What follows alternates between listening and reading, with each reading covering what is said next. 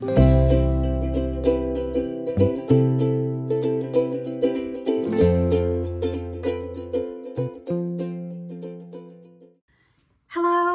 my name is Anne and this is Toby, and welcome to a Tobyknits Vlogtober day 9. Now, I'm freezing. Feel my hands, feel my hands. I'm really cold. I had to say to Bob today, could you put the heat on? It's really chilly. It's beautiful and sunny out. You look a bit low. There we go. It's beautiful and sunny out, but it is absolutely freezing today. You know when you've had it so warm for so long, when it's suddenly like 10 degrees? My hands are like blocks of ice. It's really chilly. I am feeling much better today. What was wrong with me yesterday? I was just having a dismal day. Did you ever have a dismal day where every little ache and pain seems like it's 50,000 times more than it was normally, and you just don't want to do anything except sit? Well, that's what my day was yesterday. Today, however, much better. I made four cross-stitch bags today. Aren't they cute? And these are all padded, and they have this lovely polka dots inside. I love linings and low, whatever you call that, low volume fabric. And then there's this one with the little Christmas presents on and the backing, and this has the polka dots inside too. And then this one's probably my favorite, and it's gonna be difficult to leave this in the shop. Oh, isn't this cute? Look at it. And the back is that, and then inside of this one is this lovely brown, and if you look really hard, they look like little feet, little doggy feet. So I really like this one. Isn't that lovely though? Oh, I love that one.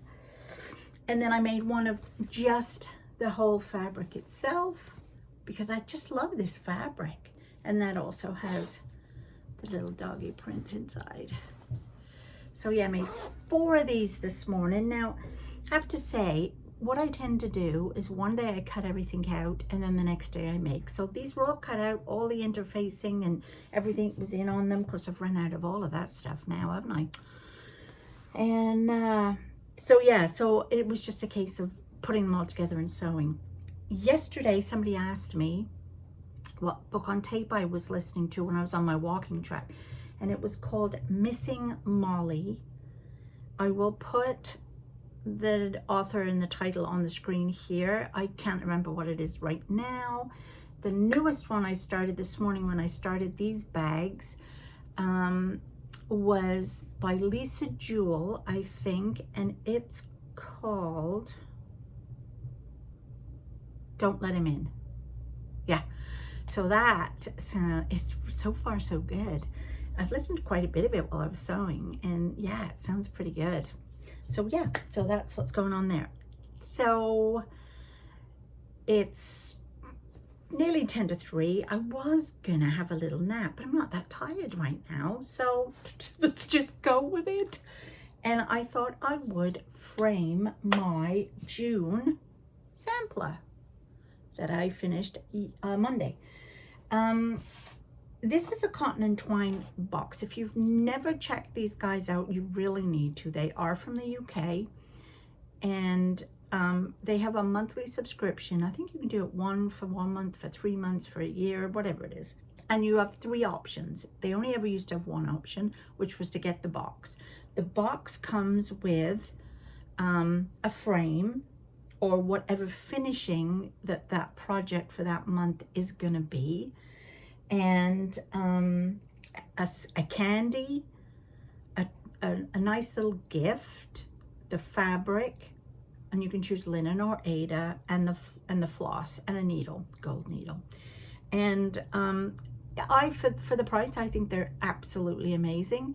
Now they've changed it now, so if you don't want to get the frame and all the goodies that come in the box, sometimes it's a needle minder, then you would get just the pattern paper pattern, kind of like this, and the floss and the fabric. I believe that's all you get in that version, so obviously it's a lot cheaper, and it's a lot easier for them to mail because it's only in an envelope rather than a box.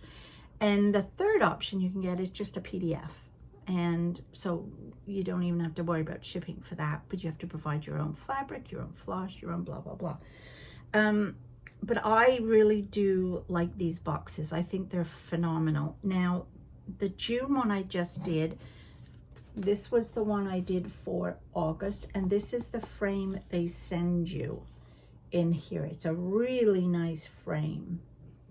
So I'm going to show you how I frame mine. I feel like this was the first one I ever did on the cotton and twine, and I absolutely adore them. I really, really do. So I've got my frame. I took it out of the plastic it was in. It comes with this, which is a clear like glass if you want to cover it. I personally don't use them.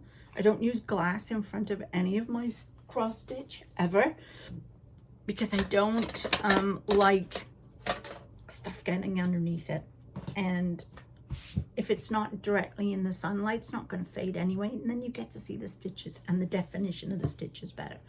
So I took that glass out, made sure these are open, and then I have, oh, and here's the back with the, and you can hang it 2 ways or stand it. Then I use that square as a template and cut out a piece of foam core. So it's a board that has like board on each side, but it's not a board. It's more like a, what is the word? Cardstock maybe, but inside is foam. And it's acid free and all that kind of stuff. So I'm just gonna take this and I'm going to put it on and try to center it. All right, so now I wanna make sure that I've got, oh, and I also use these little pins. They're dressmaking pins. And you might need a thimble too. And I'm just gonna show you how, this is how I frame all my cross stitch. So if I have to change it,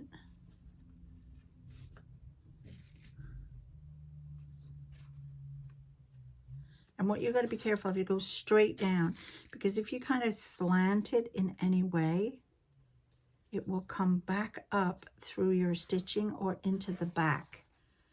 So there you can see. Then what I shall do, sometimes you have to take it out, put it in again. So there we go. Now I'm going to go to this end and stretch. I'm stretching my fabric now, because it's being held by these up here. So now I'm going to stretch, pull it taut, and then I'm going to do it on this end.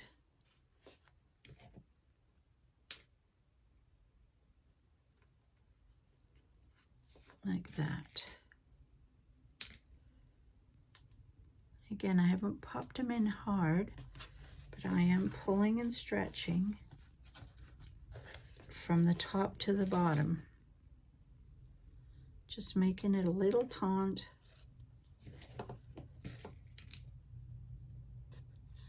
Like that.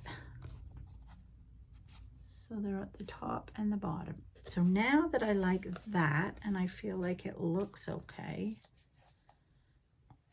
we can start to do the other side. So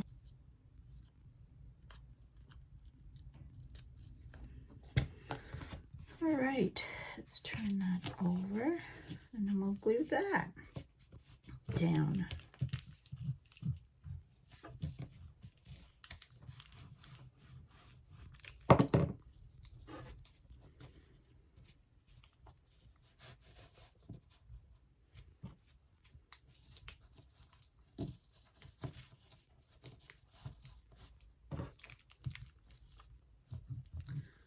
I'm running out of my glue here.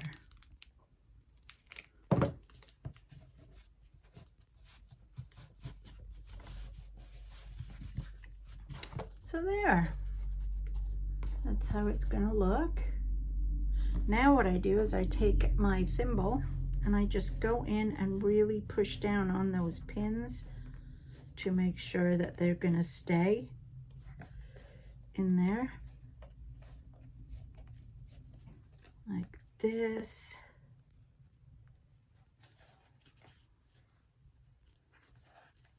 Make sure that glue stays there. And then all that is left to do, you can see what I mean, where it can poke through if you're not careful, but it's on the back, so it doesn't matter. If it was the front, I'd pull that out and do it again. So now, we are going to pop this in there.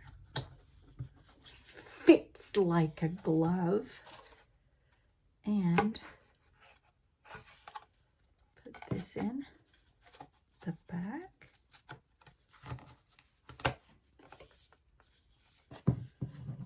And I will just tighten up these backing things.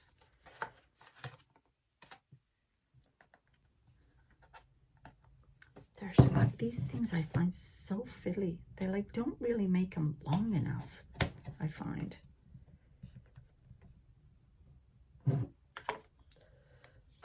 That's annoying. That one won't bend. Maybe we'll use scissors. Oh, that's better. Scissors are stronger.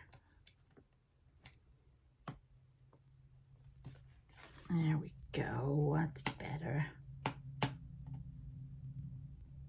Oh, come on, bend.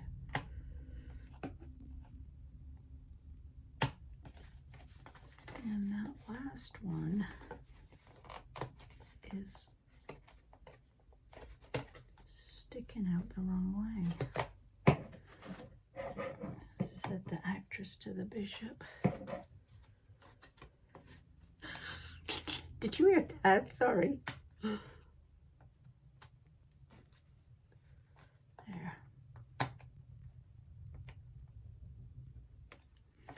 There we go. Oh, these are so tiny, these little things. Anyway, there it is. And there's my other one. Oh, are they not lovely? They are so lovely. Oh, anyway, that's how I